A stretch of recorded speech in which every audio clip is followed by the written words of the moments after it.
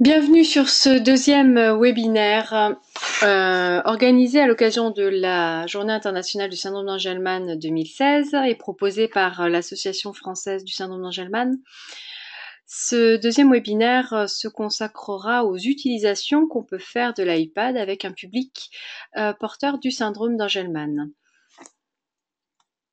Donc dans le premier webinaire que j'ai proposé, vous avez pu écouter comment paramétrer mon iPad au mieux avant de le mettre dans les mains de mon enfant. Quel modèle choisir, quels accessoires, quelles options euh, paramétrer pour que ce soit moins risqué et plus adapté. Dans ce deuxième webinaire, ce sera plutôt sur quelle utilisation concrète je peux faire de l'iPad avec mon enfant. Je lui mets entre les mains une tablette, qu'est-ce que j'en fais? J'ai organisé le webinaire en 4 points. D'abord l'iPad comme un outil ludique, de loisir, de détente. Ensuite l'iPad comme un outil éducatif pour les apprentissages plus ou moins élaborés. Troisièmement, ce sera sur l'iPad comme un outil pour les apprentissages sociaux. Alors là-dedans, j'ai mis plutôt les choses qui concernent les comportements, la gestion des émotions, de mon environnement, de mon entourage environnant et voilà comment l'iPad peut faciliter certaines choses d'un point de vue social. Et enfin, quatrième point, l'iPad comme outil de communication alternative. Avant d'entrer dans la première partie, je voudrais faire un petit rappel sur l'accès, la question de l'accessibilité de l'iPad. Donc cet écran tactile, est-ce qu'il y a des prérequis avant de pouvoir utiliser une tablette? Eh bien, je dirais que non. Les témoignages de parents que j'ai pu lire ou entendre me confortent dans cette idée, puisque c'est assez fréquent qu'on lise que l'enfant a amélioré son pointage, par exemple de l'index, grâce à son utilisation de l'iPad. Ça revient très très souvent. Donc c'est vraiment en utilisant la tablette que l'enfant va apprendre à s'en servir, tout simplement. Il faut aussi compter sur la dimension intuitive de l'iPad, qui vraiment est une force là et qui va faciliter un petit peu, enfin beaucoup même l'accès de l'iPad et des activités, des différentes activités à nos enfants, puisqu'ils vont être capables au niveau de la motricité fine, nos enfants qui ont quand même des grosses difficultés vont être incapables de faire des choses en manipulation et simplement à travers un écran tactile, ils vont être capables de faire des choses voilà, qu'ils ne pouvaient pas faire en manipulation.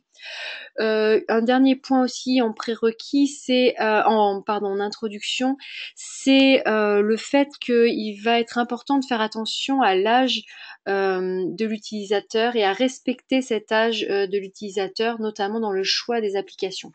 Donc, je vais essayer tout au long de ce webinaire donc je vais vous présenter différentes applications et je vais essayer de tenir compte de cette question de l'âge, c'est-à-dire que dans la mesure du possible, je vais essayer de vous indiquer donc des choses qui sont plus appropriées pour les enfants ou plutôt ados adultes ou pour les deux publics.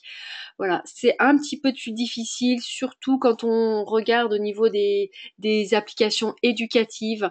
L'App Store regorge d'applications éducatives, mais vraiment plutôt orientées sur les jeunes enfants.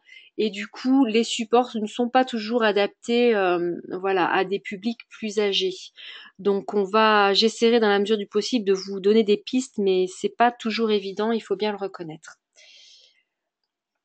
Au niveau des gestes, donc d'accessibilité, quels sont les gestes de motricité fine dont mon enfant va avoir besoin pour accéder à l'iPad et quels vont être les gestes que je vais devoir encourager? Parce que évidemment, c'est en utilisant l'iPad que mon enfant va développer ses gestes, mais rien ne m'empêche évidemment de travailler aussi sur ces gestes qui favoriseront une meilleure utilisation de l'iPad. Donc toutes les petites choses comme taper, pointer, glisser, poser le doigt, maintenir le doigt, lâcher le doigt, pincer, etc. Le travail de l'index, mais aussi il ne faut pas négliger le travail du pouce, parce que chez certains enfants, si c'est très difficile de pointer avec l'index, ils vont pouvoir accéder quand même, plus ou moins facilement, mais certains utilisent davantage le pouce, et du coup, par exemple, un enfant qui aurait tendance à utiliser plutôt ses pouces que l'index, on va favoriser peut-être un modèle un peu plus petit, les modèles mini, pour que il puisse gérer un peu plus d'espace sur l'écran avec les pouces. De même, j'avais évoqué dans le premier webinaire la notion de stylet, tous ces petits outils qui vont pouvoir faciliter l'accès à l'écran tactile sont à prendre en compte.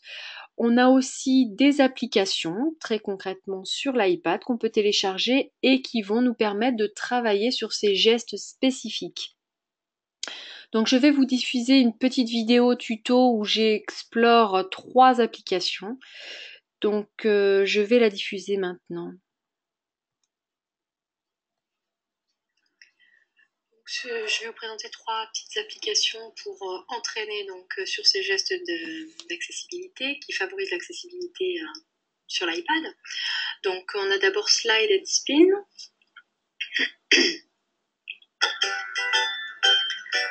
Voilà. Alors je vais couper le son simplement pour vous expliquer. Donc c'est l'équivalent de petits jeux qui existent aussi physiquement, hein, où on appuie sur un bouton et ça fait sortir soit un petit personnage, soit... Alors ici, c'est une image qui apparaît comme une petite récompense. Si je remets le son, hop, et que j'appuie, voilà, il y a une petite récompense auditive et visuelle, et je peux éventuellement, avec le petit micro en bas à gauche, enregistrer la petite récompense visuelle, dire bravo, super, génial, etc. Donc ensuite, on a besoin de glisser,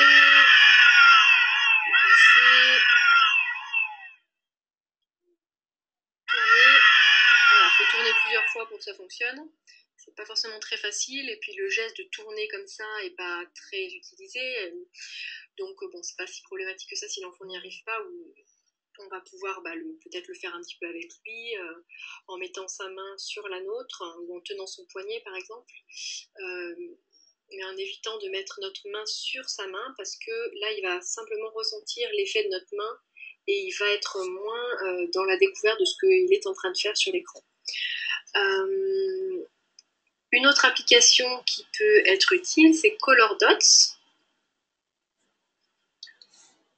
Là, c'est simplement des petits ronds qui apparaissent et il faut les éclater. Alors, ça convient aussi bien pour les enfants que les ados adultes, puisque le graphisme est sympa et assez neutre. Et voilà, il y a de plus en plus de petits ronds.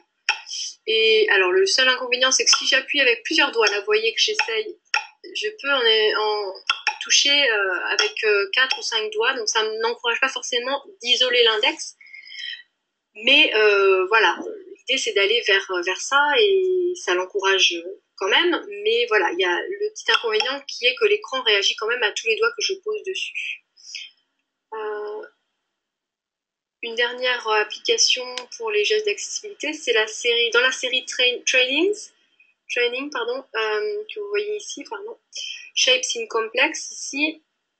Il y a plusieurs petites applications de la même série qui sont à destination de personnes avec une déficience visuelle au départ, mais qu'on peut nous aussi utiliser, sachant que certains de nos enfants peuvent avoir en plus des difficultés visuelles, notamment ce qu'on appelle des déficiences visuelles d'origine corticale, où les yeux fonctionnent bien, mais c'est dans le traitement de l'information visuelle qu'il peut y avoir un petit peu des problèmes. Donc c'est des enfants ou ados ou adultes qui vont avoir du mal à estimer les profondeurs, voilà, peuvent avoir des petites caractéristiques comme ça, vont peut-être réagir mieux quand il y a un contraste élevé, donc avec un fond noir ou des fonds jaunes, qui vont peut-être réagir mieux à certaines couleurs qu'à d'autres. Donc là, si vous voulez, avec cette application, on peut faire un petit peu des tests, on peut changer la couleur donc du fond. Alors, on peut prendre un fond uni et changer les couleurs. On peut aussi essayer avec des damiers qui peuvent nous permettre d'évaluer si la personne voit un petit peu mieux ou pas. On peut changer, voilà, adapter vraiment les les choses pour faire un petit peu des tests aussi, de voir comment notre enfant voit. Et donc si on se remet sur un fond voilà, noir qui va faire un fort contraste, on peut aussi changer le petit image à cliquer. On va peut-être mettre quelque chose qui parle un petit peu plus. On peut faire soit du noir et blanc, soit de la couleur. Bon, imaginons qu'on prend ça et on peut régler aussi la taille de l'icône. Donc nous, au départ, on pourra peut-être partir sur quelque chose de plus gros et aller vers du plus petit. Et l'idée, c'est simplement d'aller cliquer dessus et elle se déplace. Voilà, je vais enlever ça. Et le dessin se déplace et il faut le suivre. Et là, par contre, quand je tape avec... alors, il faut que tous mes doigts soient bien rapprochés. Si je tape les doigts écartés sur l'écran, ça ne marchera pas. Donc, soit il faut que tous mes doigts soient bien rapprochés, et du coup, on est vers vraiment un pointage, là. Donc, elle est intéressante vraiment pour ça, d'aller vers le fait d'isoler un doigt ou, voilà, vraiment arriver à ce que la main pointe de plus en plus.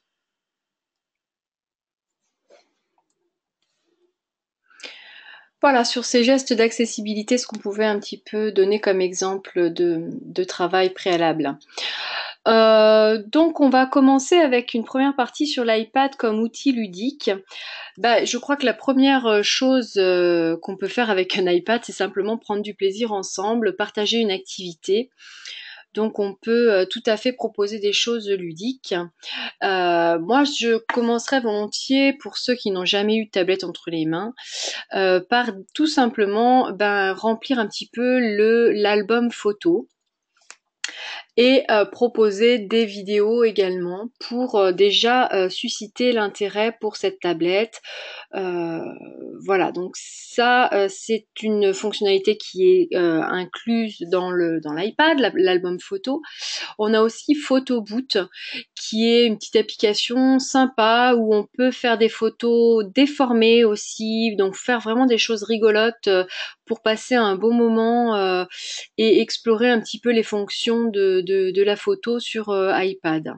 De même, vous avez la célèbre application YouTube qui peut tout à fait être installée pour visionner donc des vidéos selon les centres d'intérêt bien sûr des enfants, des ados ou des adultes, sachant qu'on peut se créer donc des playlists ou des favoris pour que l'enfant accède rapidement à ce qu'il souhaite.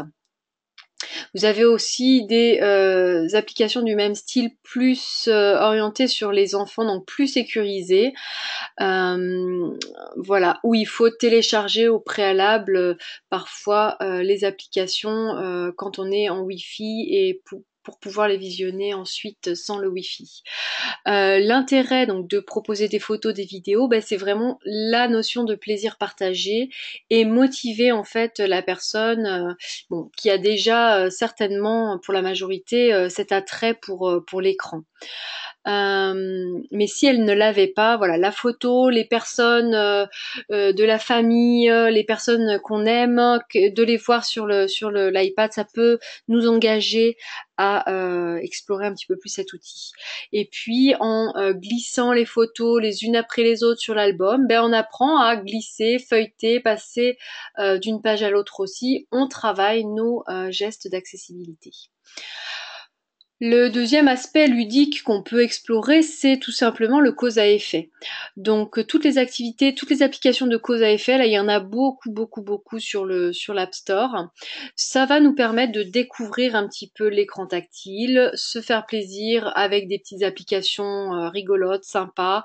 On est souvent dans de la stimulation multisensorielle, des sons, des effets sonores, des contrastes visuels, voilà, donc des choses qui sont vraiment attrayantes. Et tout ça nous permet de travailler indirectement les gestes d'accessibilité. Donc je vais vous présenter dans la petite vidéo qui suit quelques applications de cause à effet qui sont utilisables et qui sont utilisables aussi bien pour les enfants que pour les adultes. Donc sur les applications de cause à effet, je vais vous en présenter quelques-unes, là, 3-4. Donc on a par exemple Volt, qui fonctionne bien pour des jeunes enfants, ados, adultes, là aussi. Et en fait, on a un écran noir, et si j'appuie avec un doigt, deux doigts, trois doigts, quatre doigts, cinq doigts, j'ai un effet d'éclair là qui apparaît. Je peux faire des petits réglages si je veux modifier un petit peu. Au niveau des couleurs, je peux mettre un fond musical. Et l'idée, c'est vraiment de voir que si je maintiens mon doigt, il y a quelque chose qui se passe. Si je lâche, il n'y a plus rien. Donc voilà, toujours aussi dans l'idée d'accéder à l'iPad de façon plus précise, ça peut nous aider un peu à ça. Hein. Donc on est dans la découverte multisensorielle, dans le plaisir du jeu, mais on est aussi dans manipuler l'écran tactile. Une autre petite application de cause à effet, ça va être, je reviens, pardon, je fais un petit peu vite, Pocket Pond. Alors là, vous avez plusieurs applications un petit peu du même style. Il y en a une autre qui s'appelle Fluid,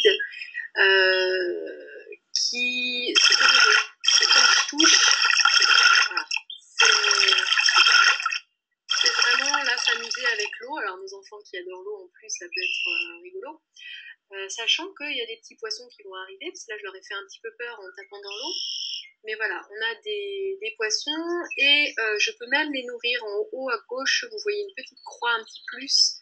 Je peux alors faire apparaître une libellule, déposer des nénuphars et je peux même donner à manger aux poissons.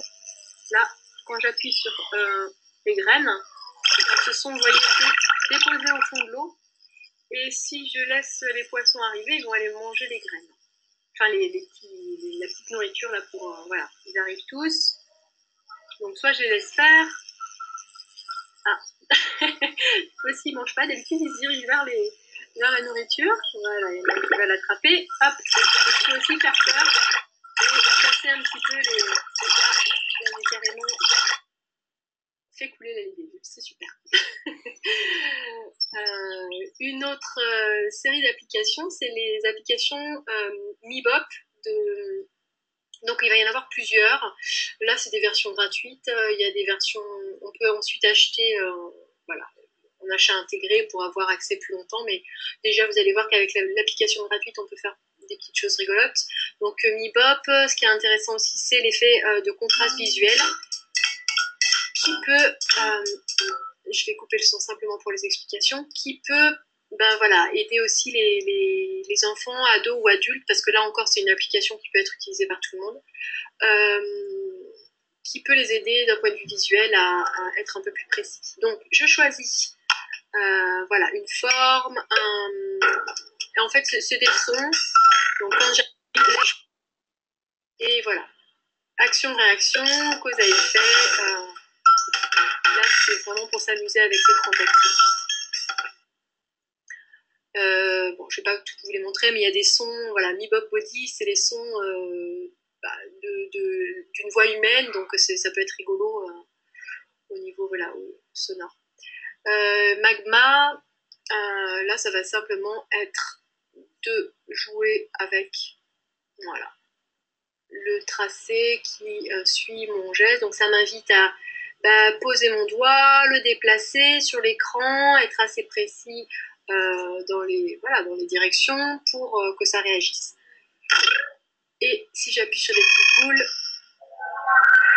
voilà, j'ai des effets en plus rigolos.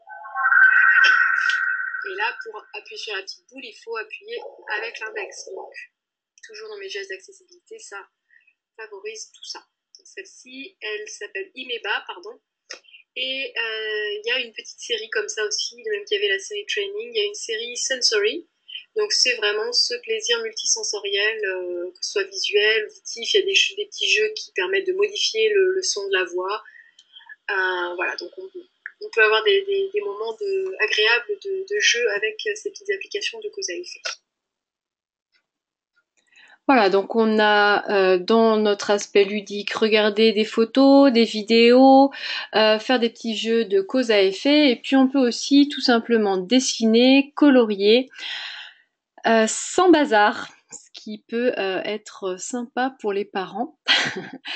Je vais vous présenter encore 3 applications là pour dessiner peindre, colorier avec l'iPad, donc découvrir les couleurs, les tracés, le geste, donc s'amuser en autonomie sans en mettre de partout, mais aussi quand on fait des dessins sur iPad, ce qui peut être important et intéressant, c'est que le parent partage aussi, enfin garde une trace de ce qui a été produit, donc soit par la capture d'écran, faire une photo de ce que l'enfant a dessiné, et puis pourquoi pas l'imprimer, etc. Ou vous allez le voir avec certaines applications, pouvoir partager la production à l'extérieur. Donc toujours dans cette idée qu'on est dans aussi le travail du geste plus précis, de maintenir le doigt, lâcher le doigt. Je vais l'évoquer donc avec la petite vidéo. Donc sur les applications pour dessiner, colorier, il y a vraiment beaucoup de choses sur l'App Store. Des choses aussi simples que Ardoise Magique, où on a juste à gribouiller sur l'écran, ou Board. Enfin, vraiment, vous trouvez plein de tableaux comme ça. On choisit une couleur, on peut effacer en prenant l'éponge, on peut changer le fond, etc. Ça, c'est vraiment le plaisir de laisser une trace et gribouiller sur le tableau. Après, il y a des choses un petit peu plus intéressantes à mon sens. Je vais vous en présenter trois. La Finger Paint d'abord, qui est intéressante parce que alors, chez Elle Kids Learn, elle est vraiment bien faite. Donc soit on met de la musique, soit on joue avec des effets sonores, ou soit on met pas de son, mais nous l'idée c'est de mettre des effets sonores par exemple, ou de la musique, et à chaque fois qu'on prendra une couleur différente, on aura un effet sonore. Mais si je lâche, je n'ai plus d'effet sonore. Donc ça invite l'enfant ou l'ado ou adulte à laisser poser le doigt sur l'écran et à avoir une sorte de tracé, voilà, plus régulier, de glisser le doigt. Donc c'est toujours dans cette idée aussi de manipuler de mieux en mieux l'écran tactile. Voilà, par les effets sonores, on va pouvoir déjà prendre plaisir, parce que c'est aussi une stimulation multisensorielle, et puis vraiment avoir envie de tracer et de laisser la trace, parce que ça fait un effet sonore sympa. On peut prendre une petite photo en faisant notre capture d'écran et éventuellement garder un souvenir, garder une trace de la production. Ça va directement dans l'album photo. On peut éventuellement imaginer qu'on fait un petit mail à papy mamie et qu'on joint la photo en pièce jointe de la production de l'enfant. Voilà, c'est valorisant. On peut aussi imprimer, pourquoi pas, et montrer que on réalise quelque chose en faisant ces dessins-là. De la même façon, avec Paint My Wings de chez Toca Boca, toutes les applications Toca Boca sont vraiment intéressantes, j'aurai l'occasion de le redire. Dans Paint My Wings, on a des petits papillons. Donc ici, en bas à droite, je cliquais sur le papillon, ça change de papillon. Voilà, je peux aussi choisir mon petit personnage. Et je suis invitée donc à peindre ses ailes. Donc j'ai des fruits qui me donnent une couleur. Et quel que soit le dessin que je fais, vous voyez, même si c'est du gribouillage un peu n'importe comment, avec l'effet de symétrie, et le résultat peut être sympa. Voilà, c'est vraiment l'idée là de faire un petit peu des choses abstraites, mais qui, par cet effet de symétrie, peuvent être rigolotes. Et j'ai la possibilité de prendre une photo de ma réalisation. Voilà, c'est en anglais, mais bon, ça gêne pas du tout. Donc j'ai la possibilité de garder trace de mon petit dessin, et là encore, soit l'imprimer, soit l'envoyer à quelqu'un. L'année dernière, Jonas avait fait une petite carte d'anniversaire à sa cousine. Eh bien, il a fait une petite peinture des ailes de papillon. On a imprimé le résultat et on a envoyé ça à la petite cousine, donc ça lui a fait bien plaisir. De la même façon, pour des ados ou adultes, aussi pour les enfants, mais voilà, pour un public un petit peu plus âgé, il me semble que je vais faire du début, pardon. Cette application Foldify est intéressante parce que c'est donc le support, ce sont les paper toys. Les paper toys, ce sont donc des petits objets qu'on peut construire en papier d'après une petite maquette là qu'on découpe et on découpe suivant les traits et on plie sur les pointillés. Donc si je choisis une petite forme là, par exemple de camion, je vais avoir le modèle qui apparaît et je vais pouvoir le colorier. Donc je choisis une couleur au hasard, je prends le pinceau, donc là on peut aider la personne à mettre peut-être sur la couleur, et on a juste à colorier. Alors même si je dépasse, c'est pas grave, ça reste dans le cadre du paper toy. Je peux choisir une autre couleur, tac, passer au stylo, paf, paf, paf. Même si je fais quelque chose de pas joli, que je gribouille, le résultat, c'est un paper toy rigolo. Donc je peux aussi ajouter des yeux. Donc je mets c'est l'adulte peut-être qui accompagne, qui met sur les yeux, si la personne n'est pas capable de le faire toute seule. Et on fait simplement glisser sur le dessin. Une bouche, voilà, même si c'était pas collé au bon endroit, il n'y a pas de bonne ou mauvaise réponse et de bonne ou mauvaise façon de faire. C'est vraiment là de l'exploration et on s'amuse en fait à coller des choses dessus. Alors voilà, la liste est assez longue de ce qu'on peut y mettre. Et le résultat peut vraiment être rigolo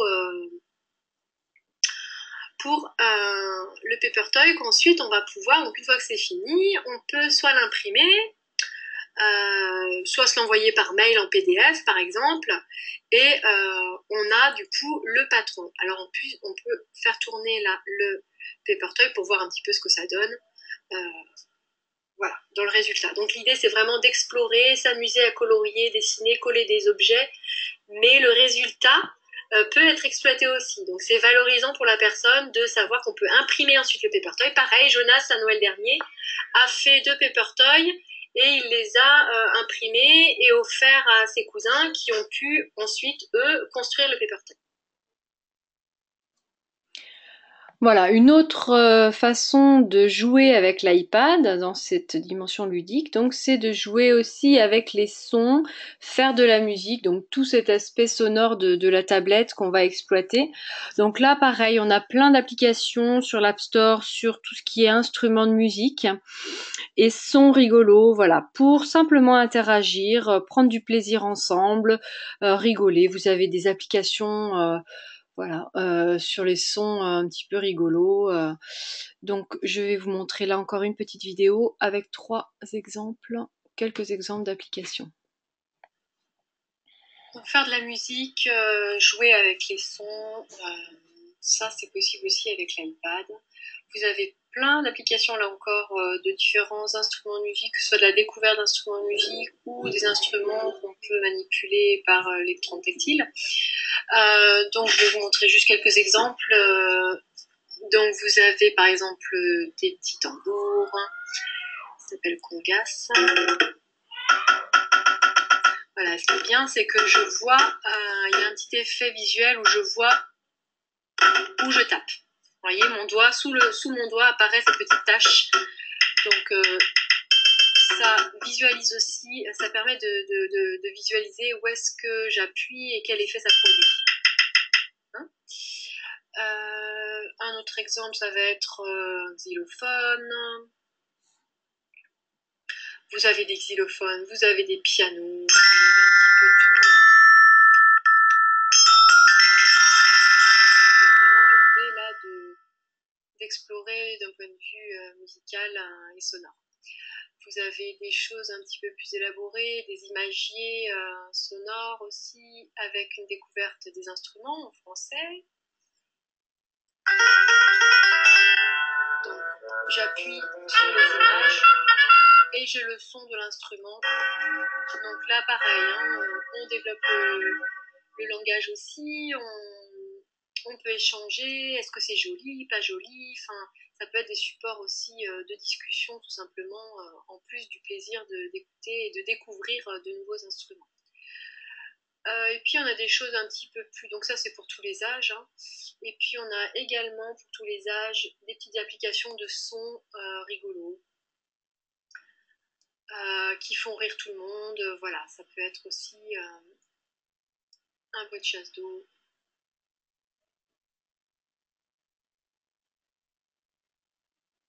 un bruit de voiture. Alors vous n'entendez pas forcément bien, parce que là mon iPad est dans une coque qui coupe un petit peu le son là, pour cette application. Voilà, la sonnette. On peut s'amuser à faire semblant que quelqu'un a sonné à la porte. Et voilà, on peut créer aussi des situations par rapport par exemple avec la fratrie, où on peut faire des petites blagues et encourager un petit peu les interactions entre les personnes grâce à ce support sonore rigolo.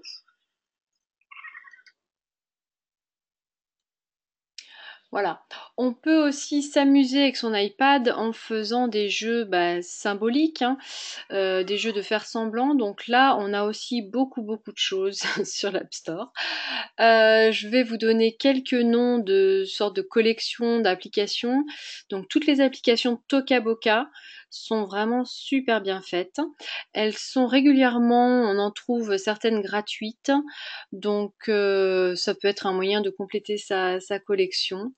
Mais vraiment, ce sont des applications de qualité qui permettent mais vraiment d'explorer le langage, des supports de conversation, mais aussi voilà, toutes ces petites applications qui favorisent la motricité fine d'une part, les interactions, la logique, il y a vraiment plein de choses qui se passent. On a aussi une collection Sago Mini avec vraiment des petites choses très intéressantes. Là, c'est des graphismes par contre plus enfantins, c'est vrai. Donc, bon, à évaluer en fonction de l'âge de votre enfant. Et puis, toutes les applications de Dr Panda sont aussi vraiment rigolotes avec Dr Panda au restaurant, vétérinaire, à l'aéroport. Il y a vraiment plein de situations du quotidien que l'enfant va reconnaître et va pouvoir, avec lesquelles il va pouvoir jouer. Donc dans cette vidéo, je vais vous montrer 3 exemples d'applications de jeux de faire semblant.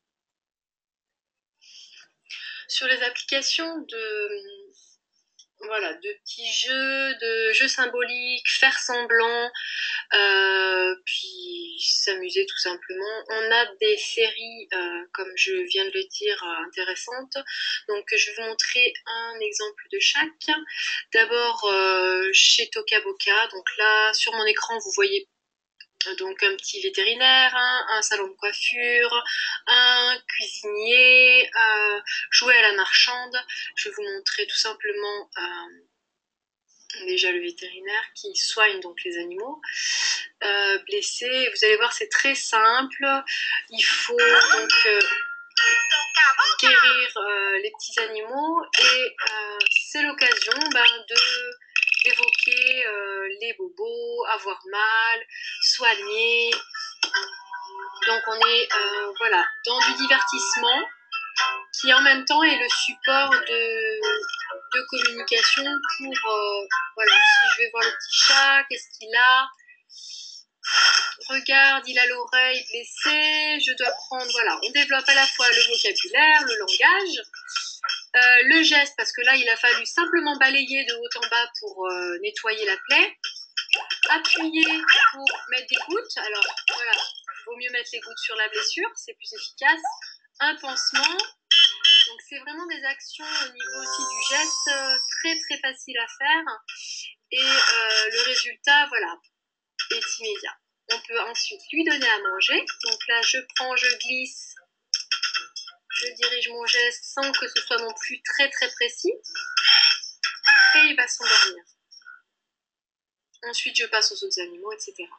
Donc là on est dans du jouer au vétérinaire, dans le jeu symbolique, et en même temps on a un support de vocabulaire très intéressant. Pareil avec le salon de coiffure. Ils sont un petit peu loin à l'ouverture, j'aurais dû les ouvrir avant, je suis désolée. Avant d'aller chez le coiffeur, on se prépare, on joue au coiffeur.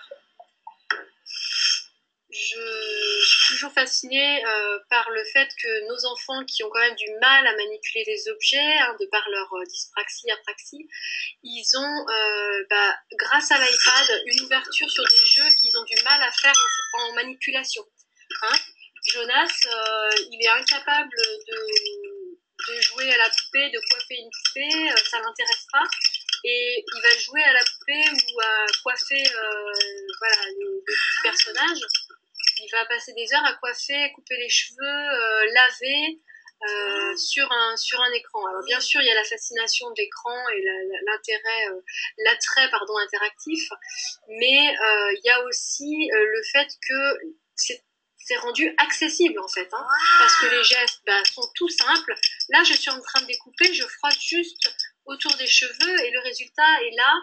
C'est voilà, au niveau c'est vraiment une question d'accessibilité aussi. Ce qui est intéressant aussi, c'est d'entendre tous ces bruits différents. Donc avant d'aller chez le coiffeur, je vais préparer mon enfant à ces bruits. Alors peut-être pas à ça, mais je vais lui expliquer que d'abord on se lave les cheveux, éventuellement on fait le shampoing. Voilà, je peux sécher directement. Enfin voilà, il y a un aspect aussi très ludique et très très sympa de par le graphisme. Donc vraiment, Toca Boca, on peut faire une photo de notre coupe. Donc voilà, vraiment des applications à recommander là. Sachant que je trouve qu'elles peuvent faire aussi jusqu'à un âge un petit peu plus grand. Voilà, y compris les ados peuvent s'amuser. Moi, je m'amuse avec mes enfants à coiffer des petites têtes. Chez Sagomini, on a plein de choses rigolotes aussi, et très simples là encore. De belles interactions faciles à mettre en place, avec pareil, une idée de développer le langage. Donc là, Sagomini Monsters, on va avoir des petits œufs et s'il veut bien commencer.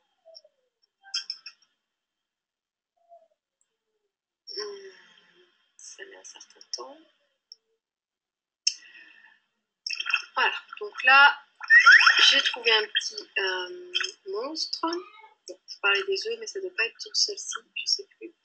Je colorie, je dis OK, et là, j'ai le monstre qui prend vie. Voilà, donc c'est toujours des gestes très faciles. Je lui donne à manger une vieille chaussure, une part de gâteau. C'est vraiment des gestes glissés. Je peux les lancer, voilà, là, vous voyez, j'ai raté mon monstre. Je l'ai glissé un peu trop vite. Si j'appuie sur ses yeux, voilà, ça fait des bruits rigolos. On va l'inviter à se laver les dents. Donc on est dans le plaisir de l'échange, jouer avec notre enfant ou le laisser découvrir tout seul aussi en autonomie, sans avoir de bazar, voilà, de coloriage ou des choses comme ça. Et puis Handyman, donc Dr Panda bricolage. Pareil, des choses vraiment très simples. On fait semblant d'être le bricoleur et de réparer des choses dans la maison. On peut donner accès à un marteau, des clous, des scies sans danger. Il y a des petites activités de tri aussi, par exemple, si je prends la mallette. Alors, non, là, c'est pas du tri, pardon, c'est de la reconnaissance visuelle, des petits puzzles tout simples. Il faut positionner à peu près au bon endroit et l'écran attire la bonne réponse. Si je choisis une petite machine, je pense que c'est dans celui-ci. Voilà. On va avoir une petite activité de tri. Là, il faut reconnaître la bonne boîte qui mange les vis, par exemple. Et on a des indices. Hein. Vous voyez que là, j'ai un indice qui me dit aller par là. Mais ça ne reste pas moins d'une activité de tri à faire à positionner au bon endroit. Donc c'est voilà, des premières étapes qui peuvent être vraiment intéressantes et complémentaires à la manipulation si l'enfant accepte de faire ce genre d'activité en manipulation. Parce que parfois, je connais certains enfants qui refusent de faire du tri, par exemple en physique, et qui vont le faire sur l'iPad. Pardon, la vidéo a été coupée. Voilà, donc un petit peu tous ces aspects qui concernent l'iPad comme un support d'activité, tout simplement de détente. Je vous propose d'interrompre ce webinaire on va faire deux parties pour des questions de logistique, enfin de durée de la vidéo. Donc je vous propose de nous retrouver sur la deuxième partie dans la vidéo suivante. Merci.